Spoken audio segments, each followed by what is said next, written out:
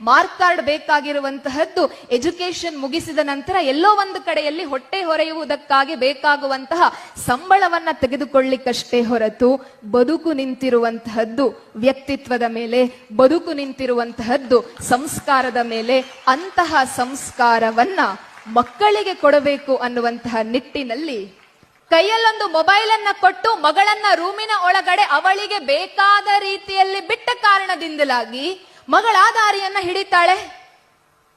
ಅದೇ ಮೊಬೈಲ್ ಅನ್ನ ಹಿಡಿದುಕೊಂಡು ಇನ್ಯಾವುದೋ ಒಂದು ಆನ್ಲೈನ್ ಎಜುಕೇಶನ್ ಅನ್ನ ಪಡೆದಂತಹ ಒಬ್ಬ ವಿದ್ಯಾರ್ಥಿ ಮೆಡಿಸಿನ್ ಆಗಿ ಹೊರಗಡೆ ಬರುವಂತಹ ವಿದ್ಯಾರ್ಥಿಗಳ ಅನೇಕ ಉದಾಹರಣೆಗಳನ್ನು ಸಹ ನಾವು ಕೊಡಬಹುದು.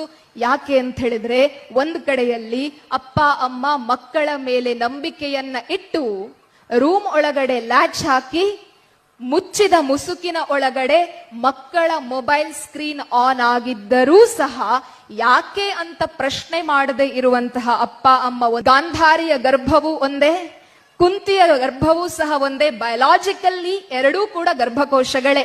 ಆದರೆ ಗಾಂಧಾರಿಯ ಹೊಟ್ಟೆಯಲ್ಲಿ ಹುಟ್ಟಿದಂತಹ 100 ಜನ ಗಂಡು ಮಕ್ಕಳು 100ಕ್ಕೆ 100 ಸಹ ಅಧರ್ಮಿಗಳಾದರು. ಯಾಕೆ ಅಂತ ಹೇಳಿದ್ರೆ, ಗಾಂಧಾರಿ ಕಣ್ಣಿಗೆ ಬಟ್ಟೆಯನ್ನ ಕಟ್ಟಿಕೊಂಡು ಮಕ್ಕಳ ದಾರಿ ಸರಿಯೋ ತಪ್ಪೋ ಅನ್ನುವುದನ್ನ ವಿವೇಚನೆ ಮಾಡಲಿಲ್ಲ.